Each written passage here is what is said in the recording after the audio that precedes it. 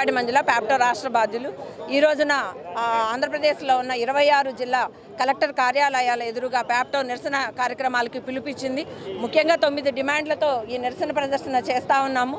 దానిలో మెయిన్గా సిపిఎస్ రద్దు అనేది చాలా 2004 నుంచి కూడా అనేక ఉద్యమాలు చేశాము. అయినా సరే పాలక వర్గాలు ఇది కూడా దాన్ని పరిశీలించిన పరిస్థితి కూడా లేదు. సిపిఎస్ని రద్దు చేయాలని, ఓల్డ్ పెన్షన్ స్కీమ్ని అమలు చేయాలనేది కూడా మేము డిమాండ్ చేస్తూ ఈ ఉద్యమాన్ని చేస్తూ ఉన్నాము. ఇప్పటికీ ఆర్థిక బకాయిలు దాదాపు 30,000 కోట్ల ఆర్థిక బకాయిలు ఉద్యోగ ఉపాధ్యాయులకి ఉన్నాయి మరి ప్రభుత్వ లెక్కల ప్రకారం. అయితే ఈ ప్రభుత్వం వచ్చిన తర్వాత మేము ప్యాప్టోగా ఉద్యమం చేస్తామని పిలుపు ఇచ్చిన తర్వాత ఒక 7,000 కోట్లు రిలీజ్ చేయడం జరిగింది. మిగతా 22,000 కోట్లు ఇంతవరకు వాటి పరిస్థితి కూడా ఏంటో తెలియని పరిస్థితి ఉంది. మరి ఏ ప్రభుత్వం అయినా ఏర్పడిన తర్వాత కొంత టైం ఇస్తాం ఉపాధ్యాయ ఉద్యోగులుగా ఆర్థికంగా వెసులుబాటు కోసం. ఇప్పటికీ ఈ ప్రభుత్వం ఏర్పడి 9 నెలలు అయింది.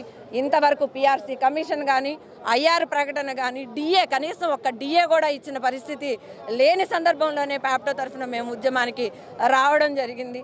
మరి పిఆర్సీ కమిషన్ వెంటనే వేయాలి. గత గవర్నమెంట్లో పిఆర్సీ కమిషన్ వేశారు, కానీ ఆ చైర్మన్కి ఒక చైరు కానీ 4 సిబ్బంది కానీ ఇవ్వని పరిస్థితుల్లో ఈ గవర్నమెంట్ వచ్చిన తర్వాత అతను రాజీనామా చేయడం జరిగింది. మరి ఇప్పుడు పిఆర్సీ కమిషన్ అత్యవసరంగా వేయాలి. ఎందుకంటే 2023 జూలై నుంచి అమలు కావాల్సిన పిఆర్సీ ఇంతవరకే కమిషన్ వేయకపోతే ఈ రిపోర్ట్ వచ్చేసరికి ఒక 2 సంవత్సరాల పైన పడుతుంది. ఆర్థికంగా ఉపాధ్యాయ ఉద్యోగులకు వెసులుబాటు కావాల్సిన పరిస్థితి కూడా ఉంది. వాళ్ళు ప్రభుత్వ పెద్దలు చెప్తా ఉన్నారు, రాష్ట్ర ఆర్థిక పరిస్థితి చాలా నష్టాల్లో ఉంది కాబట్టి మీరు గమనించుకోండి అని.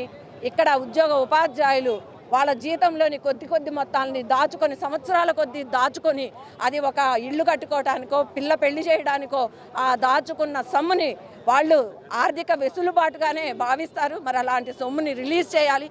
పిఎఫ్ లోన్లు కానివ్వండి, బకాయిలు కానివ్వండి, ఇవన్నీ కూడా ఇమీడియట్గా రిలీజ్ చేయాలనేది కూడా, పిఆర్సీ కమిషన్ వేయాలని, డిఏ ప్రకటించాలని ఈ డిమాండ్స్ మేము ప్రభుత్వం ముందు పెడతా ఉన్నాము. ఖచ్చితంగా ఉద్యోగ ఉపాధ్యాయుల పట్ల, వాళ్ళ ఆర్థిక బాధల పట్ల కూడా ప్రభుత్వం సానుకూల దృక్పథంతో వ్యవహరించాలని, అదొకటే కాకుండా 117 వలన రద్దయిన తెలుగు మీడియాని కూడా తిరిగి కొనసాగించాలనేది కూడా మేము ప్రభుత్వాన్ని డిమాండ్ చేస్తూ ఉన్నాం.